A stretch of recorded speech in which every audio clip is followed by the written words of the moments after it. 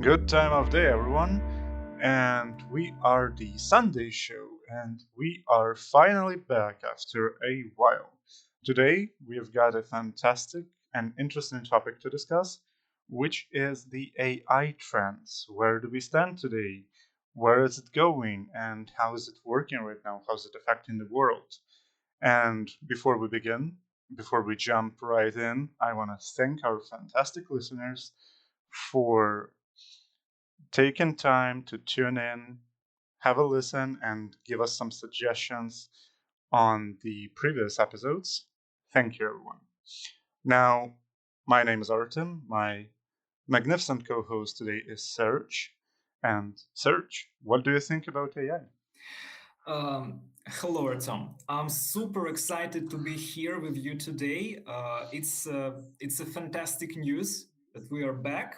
I want to express gratitude to you for having me today as your co-host. I want to express gratitude to our fantastic listeners for their attention, for their feedback. Yes, recently we received some feedback from our listeners.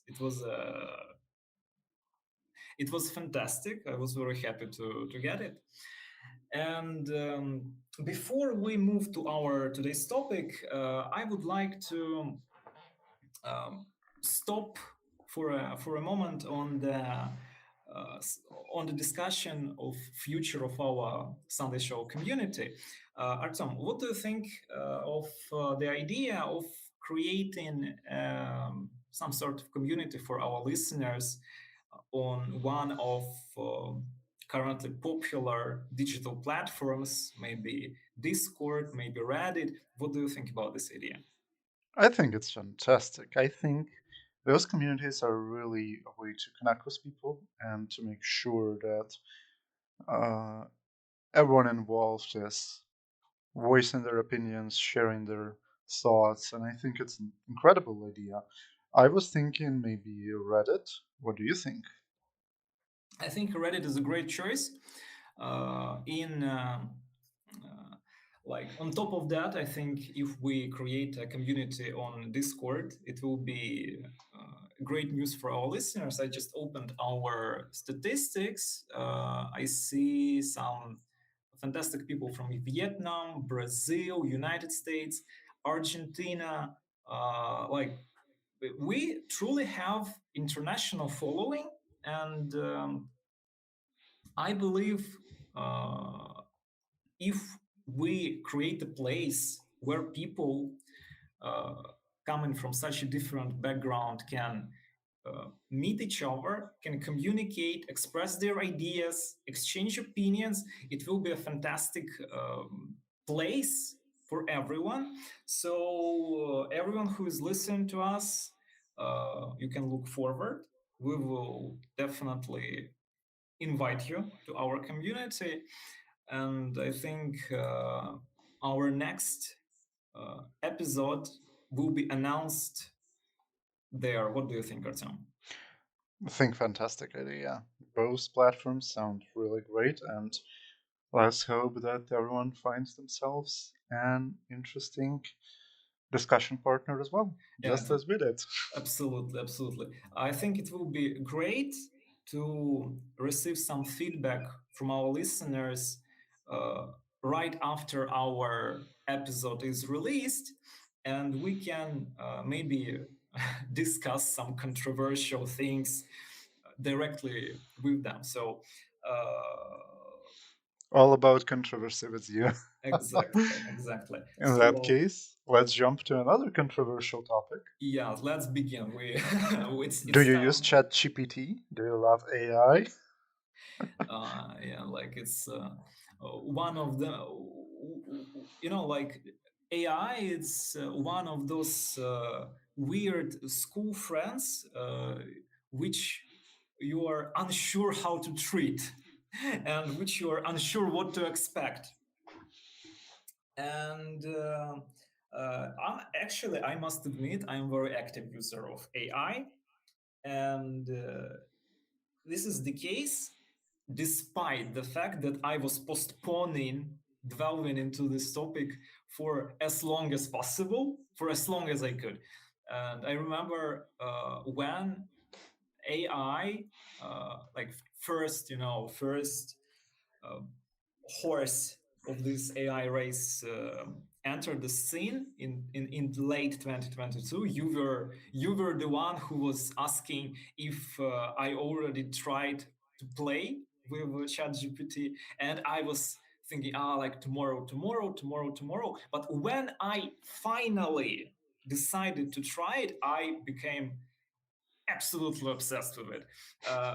Can you explain to me, to our listeners, what was your experience with AI, and what do you think about this technology in general?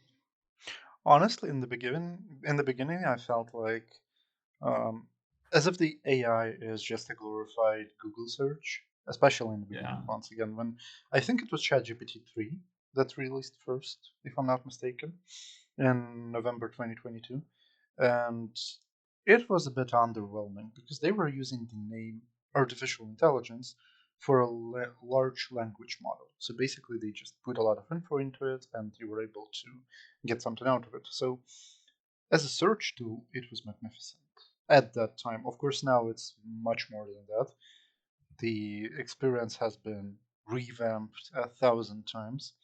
Honestly, I know I'm gonna get a lot of hate for it, but I've tried to use it recently for vibe code it, as they say. I think. Yeah, this is like a very popular trend. I believe vibe coding should be a collocation of the year all over the world. Yeah, Of the and all year, the software engineers who will hear it, they'll be ready to rip me apart. I definitely. understand it was honestly because of me not having the knowledge of software engineering, it was of course weak, but it allowed people like me without proper education to use it for such purposes, which was actually fun. What about you? Did you use it for something fun recently? Did you do some great big research on it? Uh, actually, you got the point. I'm The research is exactly the thing I'm using AI for. In my opinion, it's a great tool for dealing with big amount of data, big amount of information. Sometimes we have to deal with very massive pieces of literature, and sometimes authors they don't do very good job of filling their pieces of literature with very rich uh, data. Very often pages of books, of research works, they are full of completely useless content which we have to go through in order to get something really useful and meaningful. And Well, they were paid for the page. exactly, this is the issue. And when it comes to dealing with their work, it might be exhausting, absolutely exhausting. And AI is a great tool for summarizing big amount of information. And what I liked about it is that you can create in any tool, in ChatGPT, Gemini, other tools, you can create a lot of dialogue windows with your agent, and you can switch between them. And when you need to um, get certain insight on particular topic, you open the given window and do and get what you need. Regular browsing, regular approach to surfing internet felt differently, because if you search something, you definitely land on a SERP, search engine result page, and after that you either open a lot of tabs or uh, click certain link, and when you have a lot of tabs in your browser, it becomes absolutely impossible to manage. Yeah, This is disorienting. nightmare. And in my opinion, from a standpoint of uh, user experience, AI was a revolution. Like this is not something profound. It doesn't sound. It's not like a snapshot of sci-fi, but this very primitive change was a revolution for me, honestly. Wow, that's a big word to use in this context. Yeah. Uh, I think we should move on with our discussion. I think it's important to pay attention to what you said about uh, the nature of this technology. Yeah, you mentioned that um, The large language model part? exactly, as you said, guys from OpenAI uh, used had a very poor choice of words, mainly driven by their marketing intention. Like, can you please? I don't think it's a poor choice of words, actually. I think it was very good choice of words. Look at what's happening right now. I think the biggest part of their success was the branding. When they called it artificial intelligence, Yeah, it blew people away. Without it, I think it wouldn't have gone to such length. So, whoever was doing marketing at OpenAI, I think that person in particular deserves like half of the company at this point. yeah. Mr. Altman, do you think Mr. Altman would reward him with a raise? Oh, I don't think that's how it works. I think Mr. Altman will reward shareholders and stakeholders instead of one Yeah, particular like person. But yeah, to the that guy topic. definitely deserves it, or gal. Absolutely. But to the topic of shareholders of OpenAI, we will come back later. Yeah, Yeah, you're absolutely right, Artem. I think from the standpoint of marketing and branding, their choice of words was fantastic. But when it comes to describing the technology as it should be described.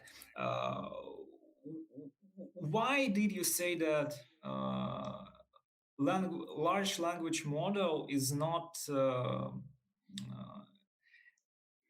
really an AI? well, it's definitely not an artificial intelligence. It's just a large database of information that is being pulled by on demand, so to say. I think in this case we really need to look back at the history of the term artificial intelligence. So, what do we call artificial intelligence in general? Right now, it's large language models, in which case the words get absorbed into the system and it starts learning upon it. But before that, AI was considered to be the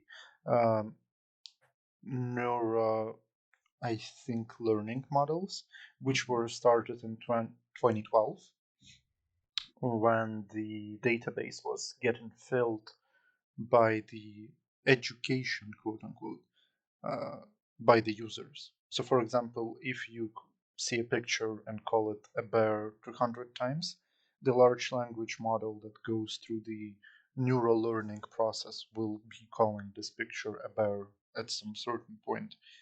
Because this is basically the foundation on which the large language models stand. And before that, artificial intelligence was considered to be even the chess machines. If you remember, there was a Absolutely.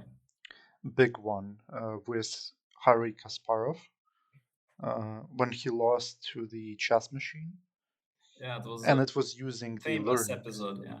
Yeah, when for the first time, man was defeated by a machine, and before that, we had a Turing test in the 40s that was developed precisely to find when we hit this artificial intelligence mark.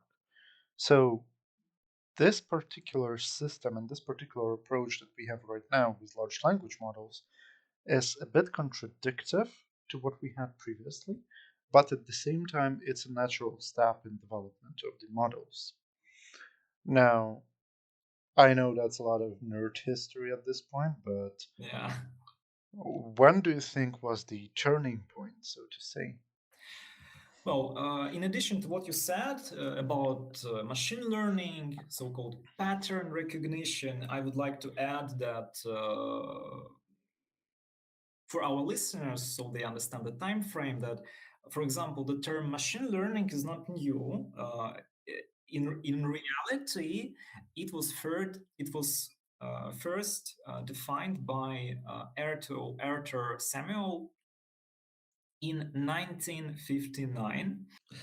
And answering your question, what was the turning point? I would just repeat your words that the turning point was 2010s, when our collective production of digital content became sufficient to properly feed those systems and allow them to, as it described, educate themselves through this so-called pattern recognition technique. And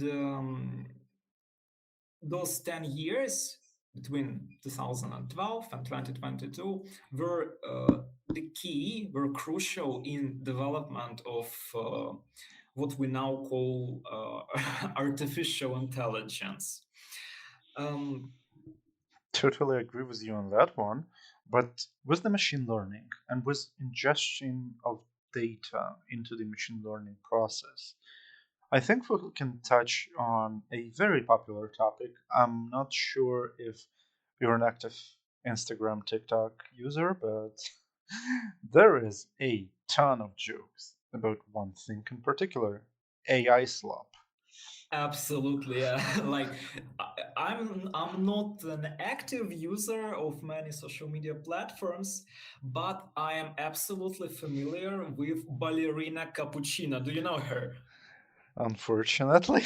Oh my God! Like it's you're losing a lot. You're missing a lot because this piece of AI slop was actually considered a modern contemporary art You're with kidding me. I'm not kidding. I'm not kidding. I don't remember the expert who was evaluating artistic value of those piece of AI slope, but actually, by many, uh, this um, this content in particular, there is a series of pieces: Ballerina Cappuccina, Bomber Crocodile, and some other characters. They are considered to be a real description of our postmodern, like postmodern society. So Uh, let's call it meta modern. yeah, sometimes I remember I was watching an interview of a Russian famous Russian philosopher of contemporary times, uh, with surname Dugin, and he was the one who was describing this piece of AI slope as a piece of modern art. And yeah, like when it comes to AI slope, what are your favorite or the most memorable pieces uh, which Well, stick with you? definitely not some bombard crocodile, I Crocodile remember. Bombardier. Okay, let's say it that way. I was referring mostly to the fact that whenever the machine learning tools are ingesting a lot of data that was already processed by AI, they start going in circles. And basically, when you need to get information A, it is polluted by Yeah. the incorrect interpretation or just straight up misinterpretation of some data that was produced by the artificial intelligence. So, for example, if you If you feed it a book, let's say a Bible, and you tell it 1,000 times that main character of Bible is, I don't know, Adolf Hitler. yeah, whatever, any dictator that you can see. Once upon a time, any machine learning tool will give you the response that the main character of Bible was Adolf Hitler or Ballerina Cappuccino. Ballerina So, Capuchin, exactly. like, as long as you mishandle the training part of the artificial intelligence process, you will be getting bad responses. And when the machine learning tools are ingesting this bad data, well, we're in a world of pain after a few iterations of it. I think one of the most prominent uh, things was when ChatGPT, I think 5.3 or 5.2, one of the latest models, started giving the Chinese responses because it was Oh. trained on Chinese data. Yeah, actually, I experienced similar things, but I think in my case, I have some conversations with AI in Russian. Some of them are in English, and sometimes for unknown reason, uh, the model starts responding in a different language. If I ask in Russian, it responds in English, and vice versa. So yeah, I'm familiar with this Yeah, issue. it's mistrainings, and especially if you haven't used the language. I think I received a response in Hindu once, and I Really? was like, okay, that's definitely a bug. Like, no second thoughts. I didn't ask anything about anything related to India or Hindu language and still received this response. This just shows you that the magnitude of AI slop that's being ingested. So that is one of the biggest problems that I encountered. Yeah, absolutely. As we mentioned, the so-called AI is first of all a statistical model, statistic model, and it's definitely prone to mistakes, and there is nothing we can do. And like you mentioned that AI starts going in circles, vicious circles. And this is a second layer problem. In fact, we should start like from even more obvious and simple issues with the AI. First of all, uh, the question is what content, what digital materials AI model is trained on. If something incorrect or intentionally uh, misleading was written in certain paper, certain book, certain blog post, uh, AI system does not consider it as sarcasm or some satiric materials. It takes them as a clear statement, like Oh, Bible yeah. with Adolf Hitler as a main character, for example. I think that was an issue when Google implemented its own AI and it bought Reddit or something like rights to Reddit posts. And it was given responses like, how do I extinguish the flames? One Redditor suggests throwing in oil.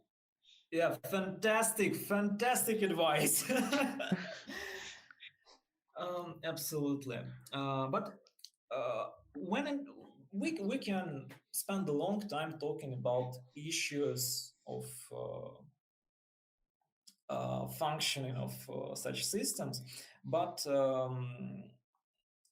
when it comes to implementing AI in our daily life into economy, um, which fields of work or just human lives, in your opinion, are the most obvious where AI became a tool, and which fields of human life are I mean, were the least expected for the on the standpoint of AI invasion? Hmm. What was the most obvious and the least obvious fields of? I'm not sure about the obvious parts, but I can tell you that according to statistics, I have them pulled up.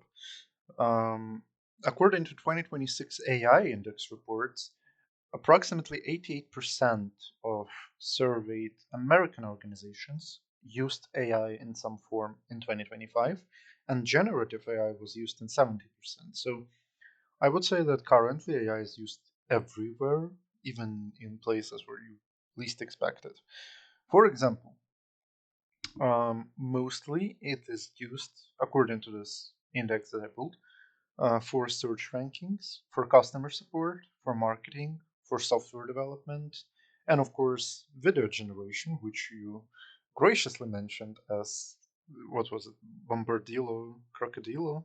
Crocodilo Bombardiro and Ballerina Cappuccino. Yeah, those This two. is contemporary uh, machine Yes. produced art, Sorry, contemporary art. Okay, I'll be better. of course. Of course, in information education, it was used a lot. But what really surprised me is that it's being used in warehouse systems. So basically, a person uploads a map of their warehouse and asks AI to help navigate it and make it more efficient. So it's used everywhere. Whenever you can imagine, it is being used 100%. Now, as to the efficiency of the usage, now that's a big question. Sometimes there is a certain amount of events in which the usage is correct, proper, and it's definitely doing more good. In some cases, it's harmful. Let's be honest, let's not be blinded by the news and by the usage. Absolutely. Sometimes the people use it for mental health, and I just want to highlight it's a bad idea to try to discuss mental Big health. disclaimer for our Yeah, listeners. and the same with medicine. There is always a need of a doctor. There are some specialized models, not ChatGPT, not Anthropic's Claude, and not DeepSeek's, that are specialized in reading the X-rays and MRIs. But that's a completely different use case than just discussing your mental health problems with the artificial intelligence, because artificial intelligence is enabling some of the worst instances of mental health disorders. So that's important.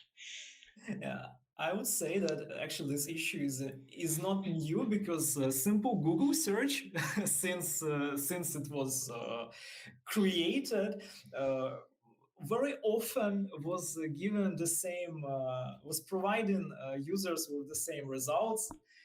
After a simple Google search, people were ready to prepare for exciting voyage to cemetery in a couple of weeks. So AI didn't invoke a revolution in the field of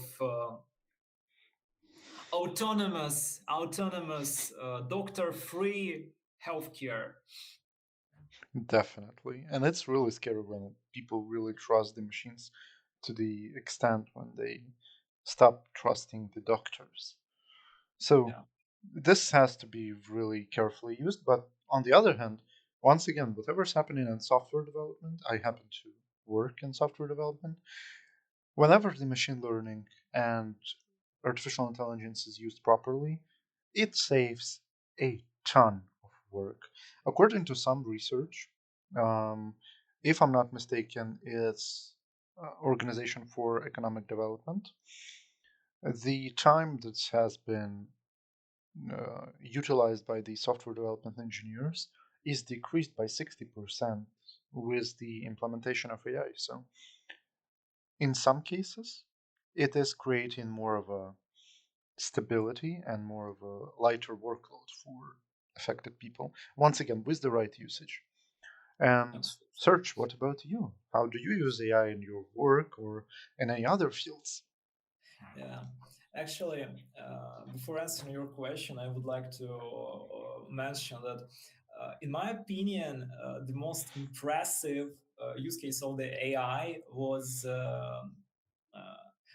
were situations where people attempting to prepare visa documents for their particular case for traveling in some exotic destination. Uh, they were asking AI if I need visa to Panama, if I need visa to Cote d'Ivoire or something, and they were discovering that they don't have uh, needed documents on the desk in the airport. It is a fantastic use case. It But sounds like you were looking for Panama recently. we will leave it as a mystery for a moment. And on the other hand, we have really inspiring and positive use cases. Like recently, I came across a project related to archaeology and history, which integrated AI into its workload. As you mentioned, AI is a great tool for automation. It can really unload many people who were busy doing very primitive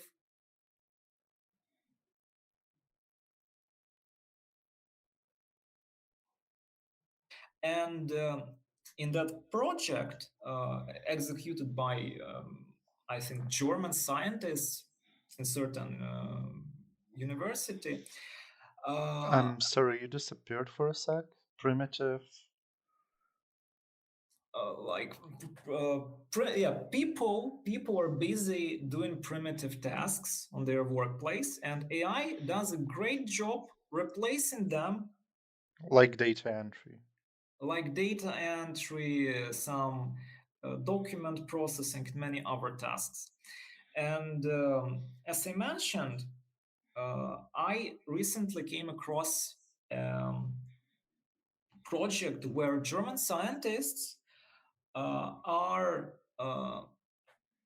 accelerating their research of uh, library of Hittite civilization, which existed 3,000 years ago on the territory of modern Turkey.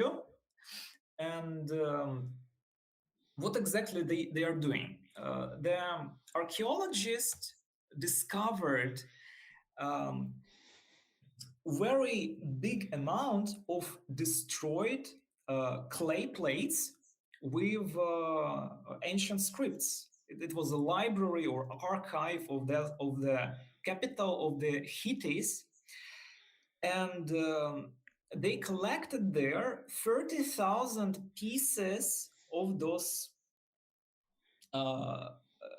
clay tiles with different documents.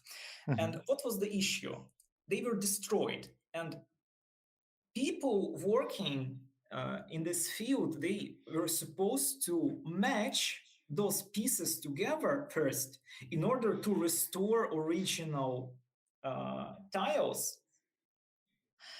And it was absolutely impossible for a human for like it was impossible task. It was absolutely impossible task. But when uh, all those pieces were scanned and feeded to the machine, it finally solved this riddle, collected the puzzle, and allowed scientists to finally restore this library of Hittites, which was which we were unable to access for decades because of simply because of limitations of human abilities. Can you imagine? That's fantastic. Especially considering the fact that those clay tablets were partially destroyed. So, did they use only analytical AI or generative AI as well to make sure that it all matches? They were definitely using analytical AI because they needed to analyze 30,000 pieces of clay tile. Yeah, Uh, but if that clay tile is partially broken, did they use like generative just to imagine what it's gonna be, or only analytical? I think for next episode we should invite a scientist working on this project so he can enrich our episodes with a first-hand experience. I just wanted to say that I find this project absolutely fascinating, and this is an example of how technology can truly help people, liberate people from very primitive and ineffective work. And who knows, maybe some scientific breakthroughs are waiting for us. Maybe we will discover something new about actually Hittites were first in the European civilization. Like not very famous, but I think we will dedicate one episode of our show to this topic. What do you think? Honestly, even 10, because I love the Bronze Age, Absolutely. especially now with the Hyperonte Odyssey. Absolutely, absolutely. But I totally agree with you on the fact that AI usage in cases like that can offload a lot of manual work and tedious work from the people. But at the same time, I've seen a lot of, um, I think, a big push for analytical AI to be used more instead of generative. And one big example is MRI readings and X ray readings. Because in most cases, when it happens, like the human doesn't need to look for the tumor on the lungs or something on the brain.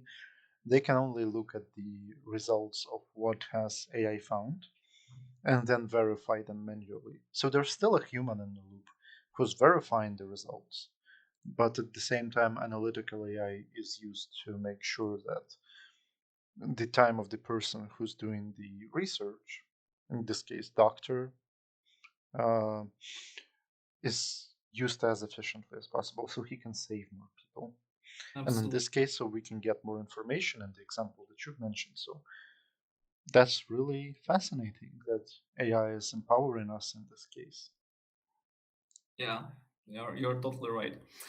The next thing we wanted to discuss is misconceptions about the AI, and I actually prepared a very interesting list of things people really misunderstand about this technology.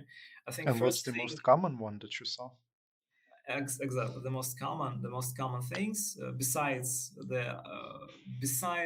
poor choice of words describing this technology, because AI is a more like overhyped science fiction, uh, technology positivism term. Besides simply naming issue, there are other misconceptions. First thing is misconception saying that AI is sentient is and actually understands things. Do you think? What do you think, Artem? AI actually understands things, or AI just reproduces certain words according to what he learned? I think it's a really interesting question because have you heard about Claude? I think it was not Opus, but like Magnum or something. The new Claude model that's hidden away for now.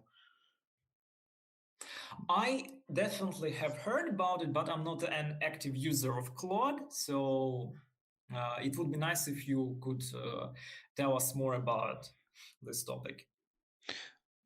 So it's Claude Mythos. I found it. Claude Mythos, they advertise it as something that will be almost artificial general intelligence, and it's actively trying to break out of the, let's say, DAF environment or lab environment. And there's a big push that maybe this is the first case of really sentient intelligence. But honestly, in my opinion, it's overhyped right now. We are not anywhere near the artificial general intelligence. And what do you think about discussing artificial general intelligence as a whole? is a separate subject because there will be a ton to unload. Absolutely, you're absolutely right. This is popular, first of all, pop science topic. And I believe that, according to what we hear from Elon Musk, from Mr. Altman, we AGI is the thing, promise, dream, which basically holds our modern economy together and keeps our major economic players active, investing into our economy and driving at least some growth in this decade. So let's definitely discuss this topic next time. But would you like to hear about other misconceptions people have about the AI? Of course, you were asking. Oh, sure. Besides the first one, some people expect AI to be 100% objective and free of bias. And I remember one episode when I was asking AI about uh, like cities in the south of Ukraine, in our home region. I was asking why many cities in our region they end with pol suffix like Ovediopol, Tiraspol, Sevastopol, Melitopol, Mariupol, Simferopol. Why they end like this? And the answer surprised me. What do you think? What answer, in your opinion, I received? I think. Let me think of the most bizarre one I can think of. One sec. No, in That fact, I it would was feed very into AI obvious, if I very could. obvious. That Polish people settled those lands and they ended Pole. Actually, good guess, good guess. I would tell it to AI, honestly. Yeah, probably AI consumed certain documents with such statements which are obviously incorrect because those names they have this ending neither because of the Polish our dear Polish people nor because as AI answered because of the fields, because in Russian and Ukrainian language, field is a pole, and according to AI, the cities were called this way because they were built in fields. We need we need to enter some bizarre sound here. So Of absolutely, course, I'm guessing it's because of the Greek word polis. of course, it is the case. But our fantastic tool, solution to all our modern problems, was unable to provide me and probably other users with such simple and famous insight. So we should not trust everything AI tells us. Next thing is uh, issue of replacing people at work.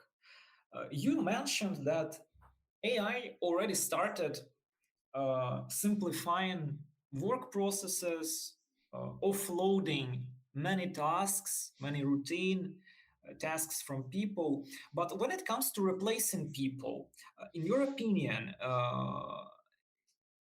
do we worry about it that much, or there are some real points for concerns? That depends. Are you worried? Me, I'm not worried. Okay, because that's my opinion as well.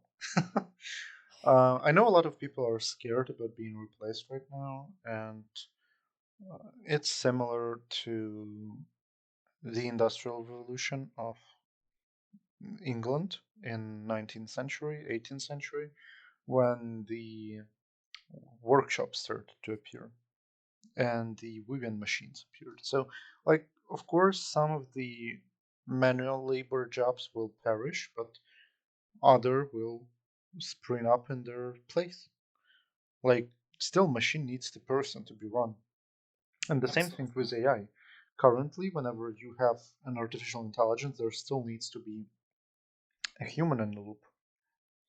Like, let's say, my favorite example, medical things. Like when AI finds a tumor on the x ray, there still needs to be a person to verify that it's not a hallucination. Also, on the subject, maybe you have any misconception regarding the hallucinations of AI? Uh, I would say that we mostly covered this topic when we were discussing Slop the part. slow part and disinformation part. But I would say that I saw many times when people were uh, receiving some unexpected answers from AI, like 2 plus 2 equals 5 instead of 4. And AI was insisting that it is the case, this is how math works. And when user provides this system with proofs that it's not, it starts to generate some absolutely unexpected explanations why he said this, why he said that. And I would say this is the most irritating part. Did you experience something like this, Artem? Yeah, definitely, a lot of times. And this part of hallucinations is part of the incorrect training. So you want to say that this problem derived from From sarcasm sometimes, yeah.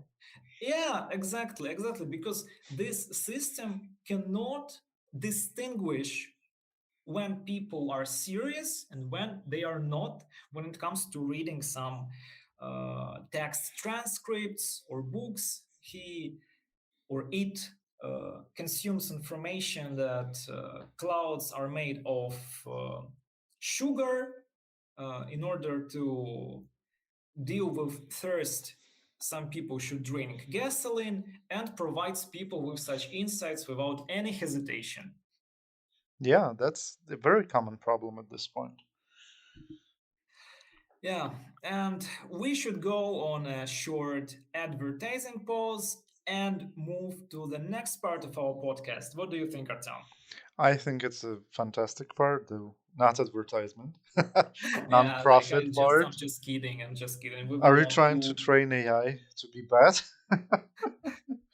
No, I was trying to put some suspense and into sarcasm into it? our podcast. We are not going to do advertising integrations, of course In not. that We are case, non-profit project, I have a question for you. of course. How do you envision the AI revolution? And what do you think of it? Yeah. Honestly, as well as many other revolutions, like a Neolithic revolution, agrarian revolution, uh, ha- like horse and wheel revolution, industrial revolution, uh, digital revolution, AI revolution is very you know good and strong marketing concept, which uh, provides many people with inspiration, because in modern era, when everything is invented, like if we when it comes to basic things, everything is discovered. People truly need something to experience. People really want to feel that they are part of something great. Some great impressive revolution is unfolding in front of our eyes. Uh, and this is the main source of this concept, not the revolution itself, because as we mentioned before, the technology of machine learning, statistical system is not new, and the concept itself is not new, and branding thing is not new either. So, in my opinion, implementation of AI, creation of those uh, services is just another step in development of the internet and development of digital technologies. Like on some point, we have simple web with like in general we have A ton of free. information at this point. Yeah, we have a ton of information, and this information didn't come overnight. What we experience incremental growth of our digital environment, and this is definitely not a revolution. This is just, in my opinion, is just another step of development of our technologies, because uh, what AI did in general, if we say, AI simply made all this, as you mentioned, ton of content more accessible for other people. So people don't have to serve ton of websites, ton of sources to get certain insight. AI does this work instead of them, and what they get, what users get, is the uh, summary, and this is basically the whole revolution. Of course, not whole, but the most Biggest chunk of it. obvious, the most obvious part. So yeah, like, would you like to comment on this?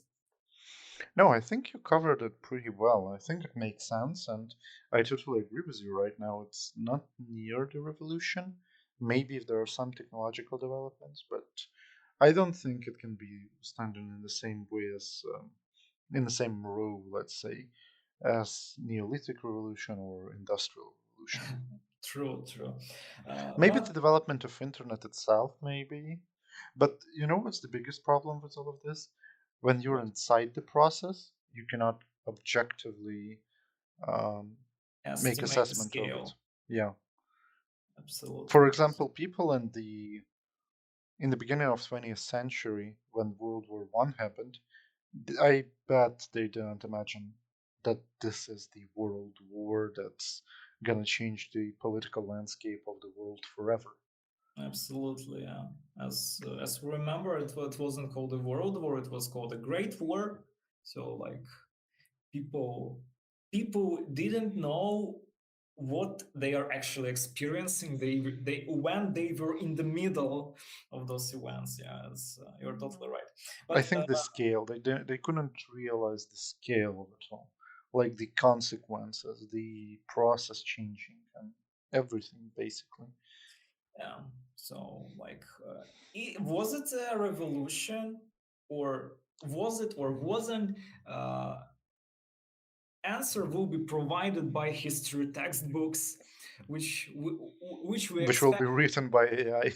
Yeah, like it would be very very very ironic, I would say. But when it comes to modern landscape of those services and tools, uh, would you like to highlight your maybe the ones you're the most sympathetic to, or the ones you find the most important uh, in many fields of our life, because this is who uh, implements the changes. Yes. um, if we're talking about the tools that are changing, I think we definitely don't have the full scale picture at this point because, Mhm. well, most of us, you, me, our listeners, we all know about the big ones: Anthropic, OpenAI, um, ChatGPT, Claude, you know, those two, and maybe some Chinese models like DeepSeek, um, Alibaba's one, uh, Quen, I believe it's pronounced. Yeah. Like those ones we all heard of, or most of us heard of. What we didn't really or couldn't really access are the ones that are military grade, healthcare grade, field Mhm. specifics. I think those are way more important than chatbots and large language models because those are the most useful ones and they go on behind the screen. So this part of technology and this part of the tools that we're using, I think, is far more important and far more interesting to discuss. But unfortunately, we don't have the uh, full scale of knowledge about them because of the, I believe, commercial secrets, Yeah, trade secrets. Well, you wouldn't want to leak your own model to the competitors, obviously. yeah, because employees of those companies are very responsible and don't want to go against their NDA agreement. Yeah. At the same time, have you heard the allegations about the Quran and DeepSeek? I think I heard a story that Chinese smart guys, they simply copied a system, an American system. I think it was it Claude or I it was, think it was Claude. yeah, they copied the system and basically they were doing it without violating any actual rules. They were just uh, making requests from the system, and using this method they collected like 30 or 40% of the whole model, and this provided them with a foundation for creating their own system. Am I right? Yeah, that were the allegations. So basically, they created, allegedly, 100,000 accounts, and Yeah. of those 100,000 accounts, they copied, like you said, around 40% of the model, which granted them approximately 90% of usability. So for every general purpose task, like simple coding or simple request, the model perfectly copied, allegedly, once again, the Claude's responses. So that's an interesting approach to the, um, I would say, intellectual property per se. Actual intellectual property discussion is another big one. I don't think we Absolutely. plan to touch on it, but why not discuss it if you don't have I don't any? mind. I don't mind. I think it's a very important topic actually, because what interests me, uh, if certain thing was bought by, for example, by a company, yeah, like there is a book which is not in a public domain, yeah, and this book was bought by a company developing AI system, right? And this book was used for training. Was it actually a violation of I believe so, yeah. According to international copyright law, this is copying of the IP. So they copy the intellectual property material. very big issue actually, might be revealed with all those models, but like good question, how to make them pay for those violations? Like, is justice system of any country is actually capable to make those AI leaders pay for their illegitimate actions? I What do you think so, think? yeah. I think so. In the United States currently, there is a class action lawsuit against OpenAI for that precise matter for intellectual property. I think the class action lawsuit is somewhere in the billions right now. Fantastic. So I think it will be very interesting to follow the path which OpenAI will follow in next months, maybe years. I'm not sure about years. I'm not sure that OpenAI will exist for years, But Oh, even that. yeah, but I think it's another topic. We will later. But what do you think about implementation issues of AI technologies? Would you like to discuss this topic a little bit? Yeah, definitely. So, what do you think are the biggest blockers to implementation right now? It's hard to highlight like the most important thing. There are always many, like they are, and all of them are interconnected. So very first thing, uh, very first issue, those AI companies must deal with is the physical part, hardware part, because AI models they require very big processing power, and they require very big resources investment in order to actually erect the infrastructure needed for the AI to function. Data Uh, centers, have mostly. you, yes, exactly. Have you heard of Data Centers Alley in Virginia? No, not about the alley, but I heard about the problems in general. Yes. What do you know about the problems? I know that they consume most of the electricity right now, and it's currently forcing US to go back to coal to get more electricity. But tell me Yeah, more about the. Uh, tell me and our listeners, of course. But honestly, I'm just curious myself about the database alley. Never heard of it. yeah, like Data Center Alley, like U.S. state of North Virginia, if not mistaken, of course, uh, became the center for like data center development and AI data center development, in particular, in recent years, due to many factors,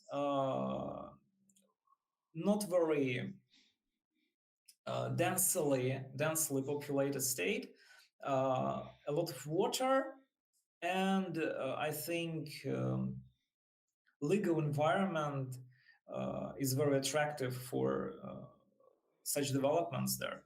And this is actually the place where majority of data centers in the world are concentrated. And when it comes to what you mentioned about the like problems communities and regular people experience when such things are being constructed next to where they live, uh, those problems are the most acute exactly in that state, because as you mentioned, consumption of electricity needed for those data centers simply to function is very big. It was interesting to observe a recent spike in electricity bills people are receiving in regular people, absolutely regular people in many places across the US, where the bills they rise from. You want to say they receive bills for the data centers? Absolutely, this is absolutely insane story because uh, the grid which is providing electricity for the community and, of course, for the data centers built on the land of the community, is not sufficient. It must be upgraded. And when it comes to upgrading the grid, this is not exclusive responsibility of the technological companies. This is shared responsibility of people who live in the community. And So they of shift the course, financial responsibility onto the people and onto the state, while exactly. basically cutting into the power supply of the people and the state. Absolutely, absolutely incredible story, and unfortunately, very common story taking place across many different communities, like some like TikTok is full of videos of people complaining that their electricity bill uh, previously was not higher than 300-400 US dollars, but after the data center in the proximity, in the vicinity of their community was created, the electricity bill rise to 1000 or even more, like 1300 US dollars per month. Can you imagine? That's crazy. That's crazy. And that is only part of the problem because besides electricity, uh, those AI data centers, they consume a lot of water. And this water must be taken somewhere. And it definitely uh, changes the balance, ecological balance in the community. It consumes water reserves from the ground, from the open air water bodies, and people immediately start to experience water shortages in their communities. And I we're not heard talking. about that, especially in Arizona. Yeah, like this is another topic because who would decide to build AI data center in the desert, which is actually hot? Deserts, deserts outside Arctic and Antarctic are hot, and deserts are famous to be water scarce places. So decision to build AI data center in desert where water is already very scarce is simply stunning, impressive. And when I it think comes there's to another class action lawsuit coming. absolutely, absolutely, like it requires some actions from the communities, and this is another topic. It's not something easy and straightforward as well. But when it comes to long-term consequences of this phenomenon we observe right now, it's hard to say what we should expect in next years, especially in water scarce areas where water consumption, even before this so-called AI revolution, was not sustainable. Like it was not sustainable in many places. But instead of attempting to solve this problem, our existing economic system made this problem even worse.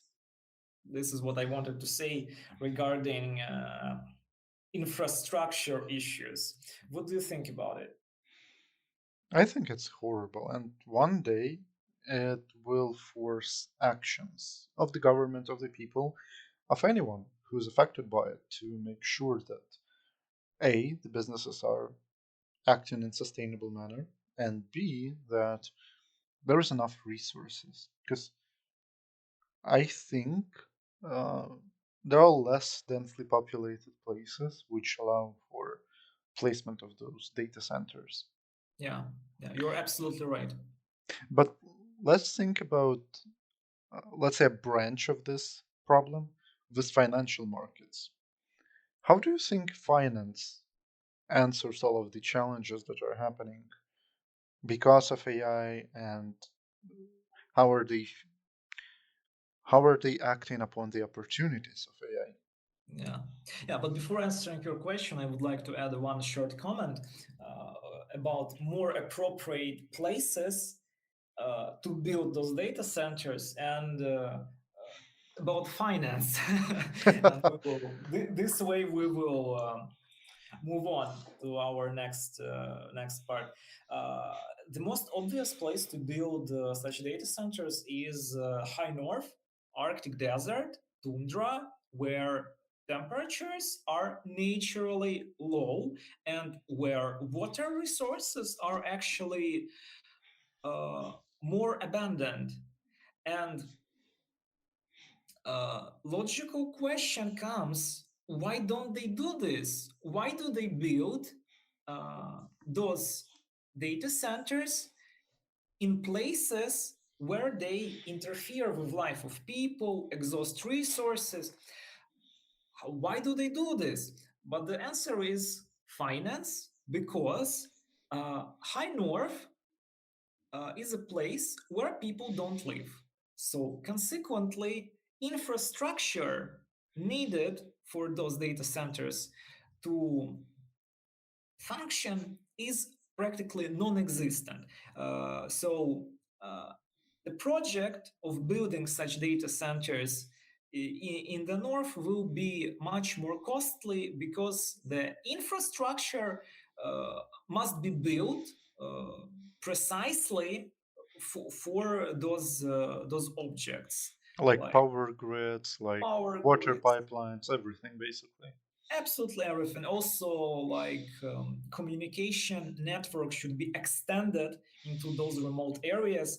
And of course, our dear investors, they don't want to waste their precious money on such useless things as taking care of nature, sustainable life of our humanity on Earth. They prefer to build their data centers uh, in fields where uh, fertile soil will be covered with a concrete and our building materials and will be excluded from the uh, farming pool, or they prefer to build those things in water scarce regions simply because finance is the key to everything, because when they do this way, they distribute the costs on communities, and they can start as they expect. They can start making profit on their investment sooner. And when they invest less, this investment looks more attractive, definitely. And on top of that, they will pay less, which is the most important thing. I guess we're taking a really sharp left turn now. Probably yes. I wouldn't make it political, because this issue is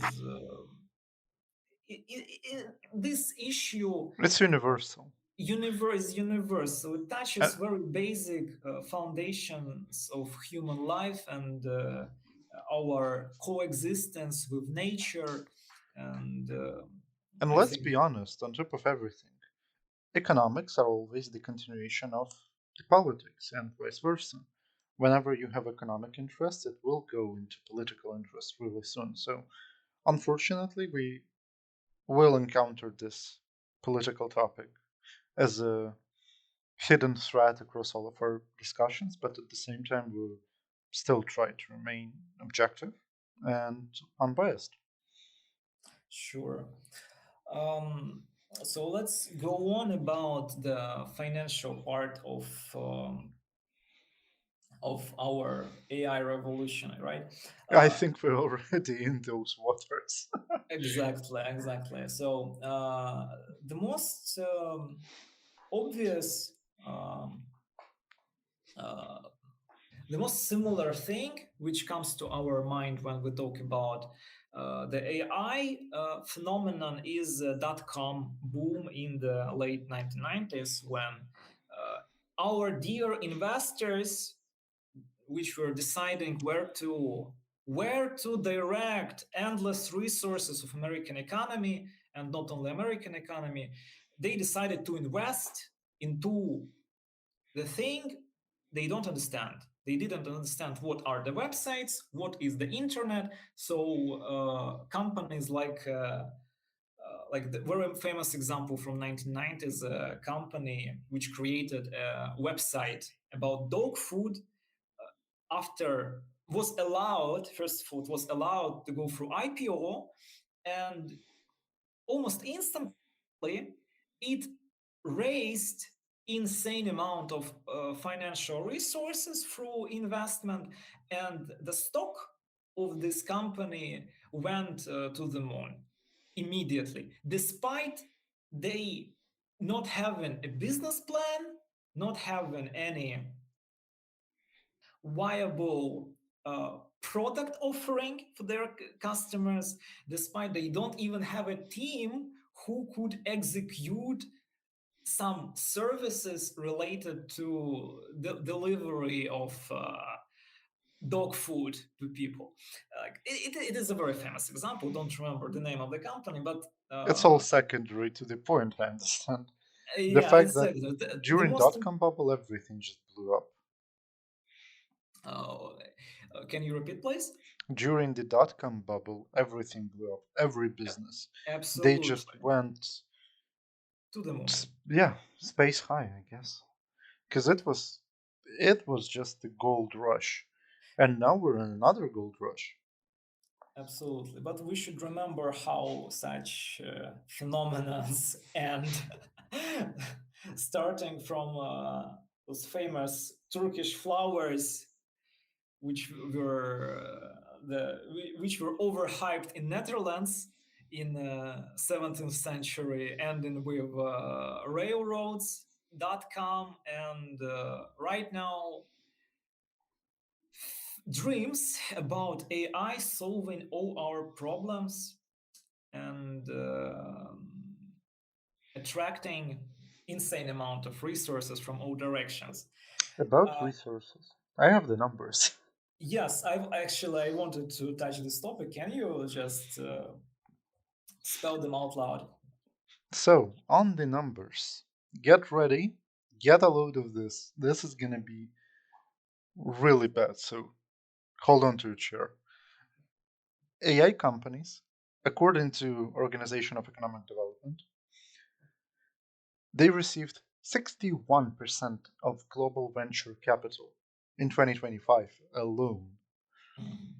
which translates to $260 billion out of 430 billion. Seriously. So there is a huge influx of cash, literal cash, that's been thrown at the AI companies. AI infrastructure and hosting companies got 110 billion. Mhm. Now to the funniest part. In the United States, across the last 2 years, the share of AI capital versus real economy is 75 to 25. Perfect. 75%, so basically every 75 cents invested are going into the AI companies. Most deals are above 100 mil. So basically, as of right now, there is a ton of cash that has been thrown into the AI companies. But on top of that, we also have the whales of artificial intelligence, which is Anthropic and OpenAI.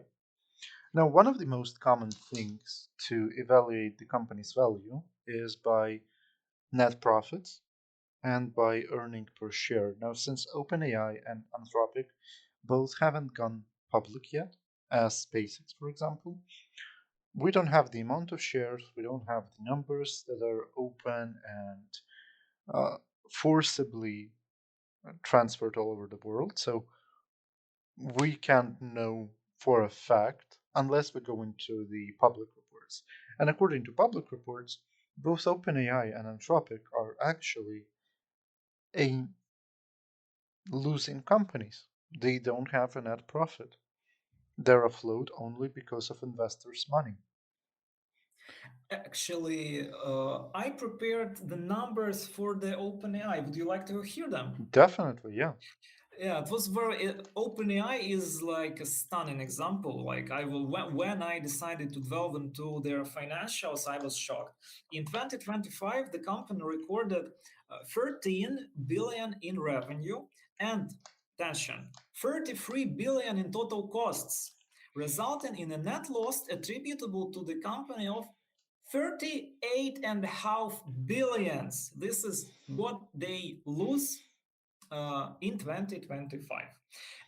In previous year, 2024, like the figures, they were more modest.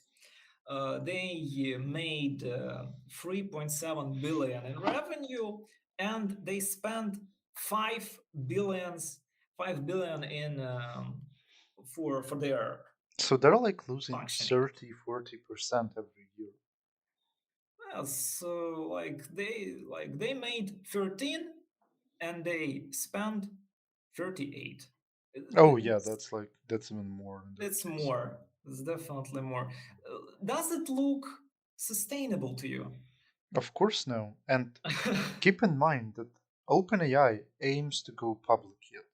Like, they definitely aim to go public like SpaceX, and their main goal is to beat Anthropic to it. Absolutely. Now, the biggest problem with OpenAI is that it's still a non-profit, I guess, last time I checked, and it's not traded yet. So first they need to go for profit, and next they need to go for public trading. But in any case, if we take a look at the numbers, this is gonna be horrible, just plainly horrible. One of the greatest examples that I've seen was actually the SpaceX IPO. Mhm. You know that SpaceX advertised itself as an AI company. Really? Like I didn't know this. Like where It's is the not a space logic? travel. They bought XAI. Exactly. Like so, I One assume Elon Musk's they company were were sold to another Elon Musk company. Yeah, fantastic. What motivated them to do this? to get into AI to get more money collected during the IPO. So they Fantastic. said that they will improve the processes by implementing AI that was created by XAI, which is Grok. Have you ever used Grok, by the way? Actually, yes, another very famous meme system. But since I'm not an active, I don't know how to say Twitter user or X user. Like I don't know what is more appropriate actually. I'm not an active user of this platform, so I didn't. Unfortunately or unfortunately, I don't know. I didn't have experience of interacting with with Grok. What about you? I used Grok for a bit, just for, Really? for kicks. I wanted to see a couple of things. So when I was working on that personal project of mine, which was vibe coded, I was using OpenAI, I was using Anthropic, and I was using XAI. So Grok, Claude, and ChatGPT. And my God, this was horrible. Grok is absolutely out of touch. It barely runs. The only thing that Grok does well is jokes. I think this is Aha. the only sarcastic uh, AI tool that we have right now. This way, probably this way it will earn itself a place in history, at least for something. Yup, for that, definitely. Yeah. Um, Continuing our topic about finances, would you like to hear a joke which was very, let's say, enthusiastically accepted by the investment community on recent so-called strictly VC venture capital meeting? Sure, go for it. Yes. On that meeting, Sam Altman, our dear AI visionary, AI Tsar, as they eh, call some people in eh, US. yeah, like he can use any brand for himself. I don't mind.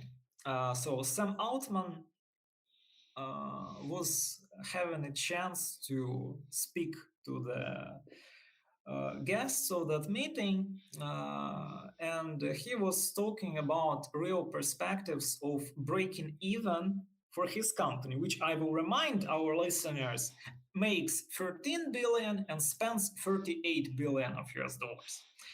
What he said was, quote, the honest answer about the future profits. The honest answer is we have no idea.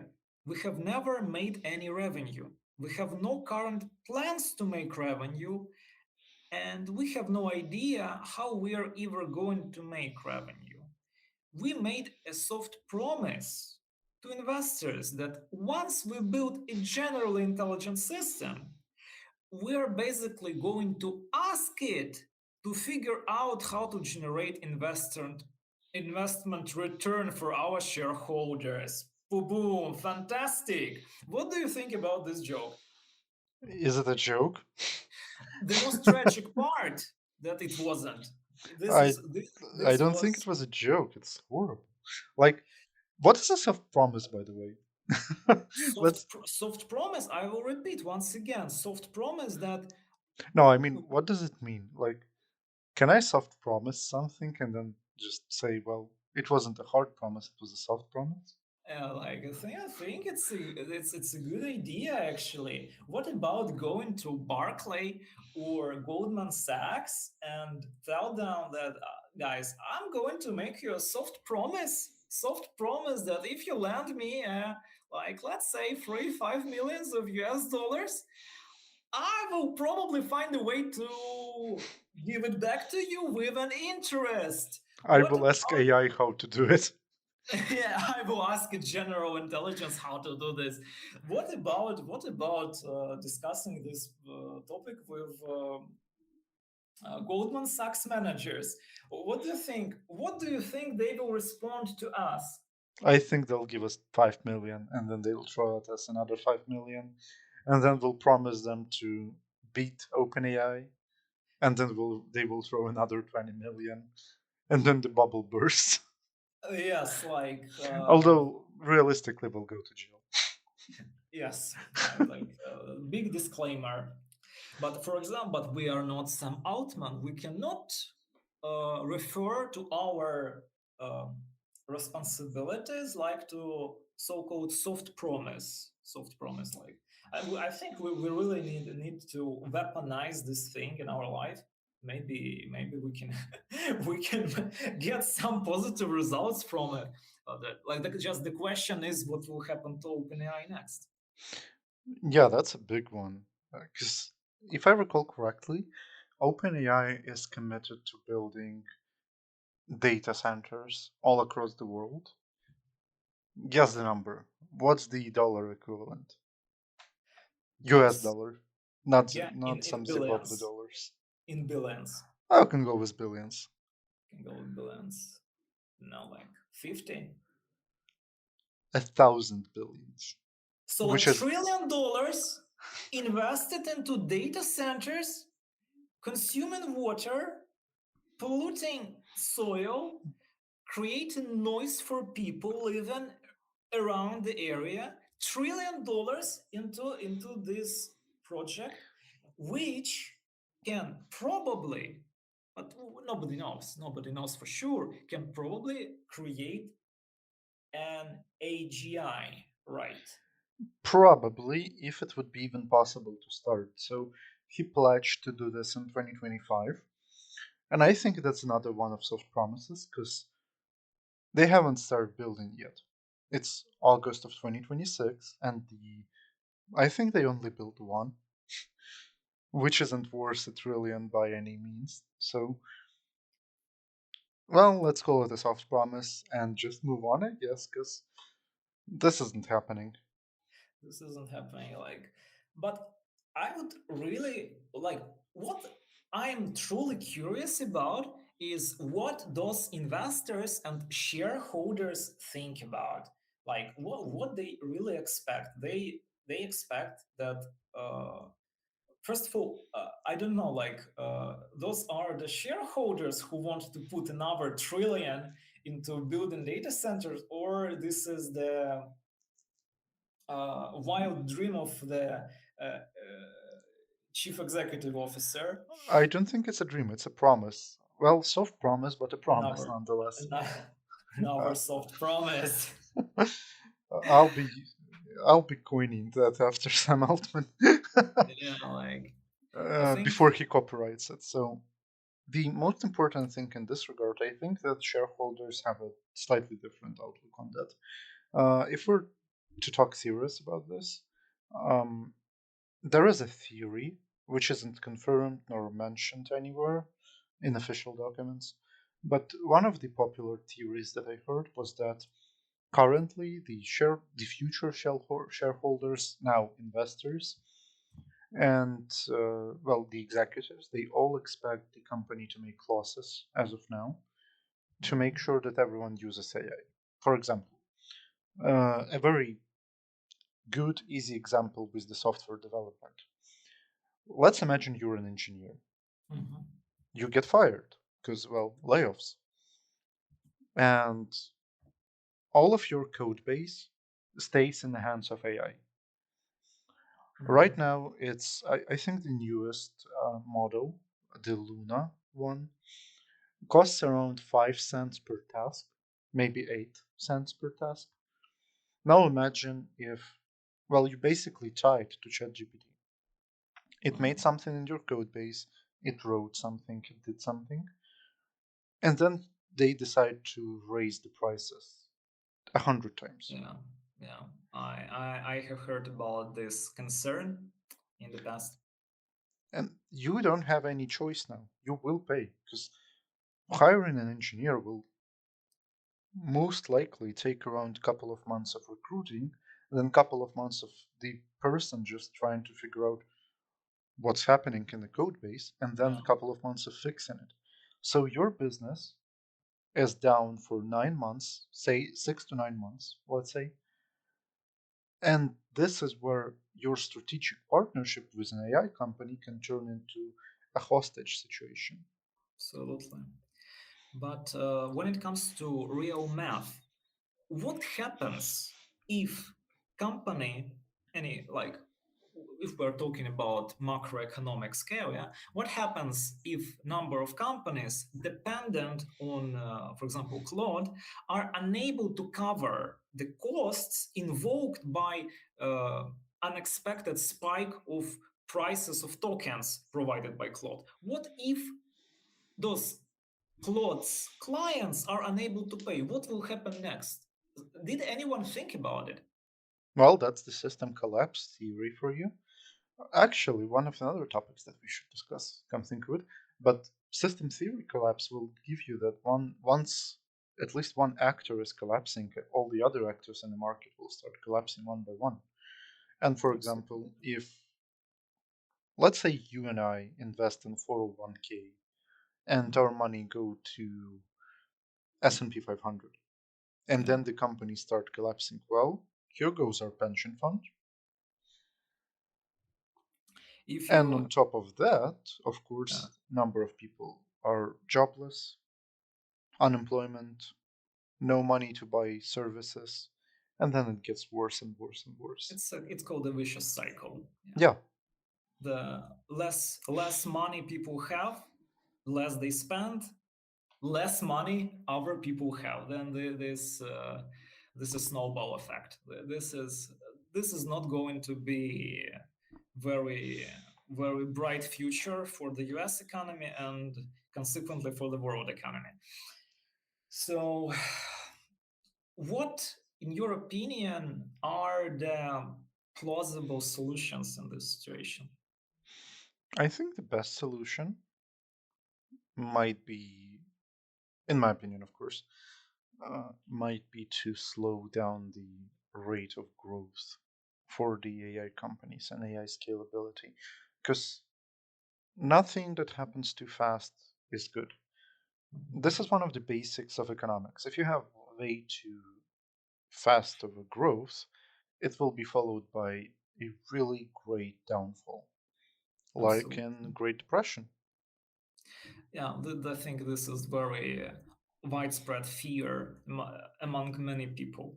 But about uh, possible government policy of slowing down economic growth, do you know what percentage of economic growth um, in 2025 in the US was attributed exclusively to the AI industry? I'm guessing more than 100% at this point because every other industry was falling, no? No, in reality, the issue is not that I think the only two extreme. growing sectors in the United States, according to 2025 data, were healthcare and AI, no? Yes, absolutely. But I was asking about the percentage of growth attributed to the AI industry. Fortunately, it was not that extreme. It is 40% of growth, Hmm, like was attributed to the AI industry. Other uh, that's points pretty of growth, mild. like it's not that bad when it comes to economy in general, but still it's significant because it's obvious to everyone that in late stage capitalism, where markets are saturated, the unstoppable growth is impossible. Economy is stagnant, and government, um, financial institutions, they are always looking for some drivers of growth, and it's hard to imagine, honestly, them intentionally slowing down uh, this flow of the AI industry. What do you think?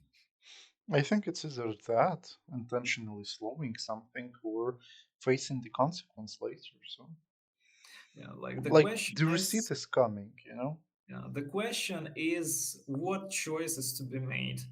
And the answer to this question we will see with our own eyes in probably not very far future. Let's hope it's going to be a positive response. Yeah, let's hope, of course. Oh, right. And to top it all off, before we wrap up, I wanted to ask you a couple of questions. Let's call it a blitz part. Sure, let's go. So try to answer as short and succinctly as possible. What do you think about the winners and the losers of this AI wave? Who are the winners and who are the losers in your opinion? Actually, very tricky question. Probably the answer must be the investors into the AI industry.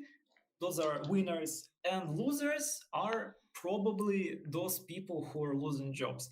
But considering that future of the AI is not very clear right now, we don't know who is going to be a real winner in the near future. Probably it will be a plumber and an electrician. So stalemate for now, but the manual work is still bringing in the cash. Uh, Okay, next one. Do you think it's the actual revolution? Yes or no?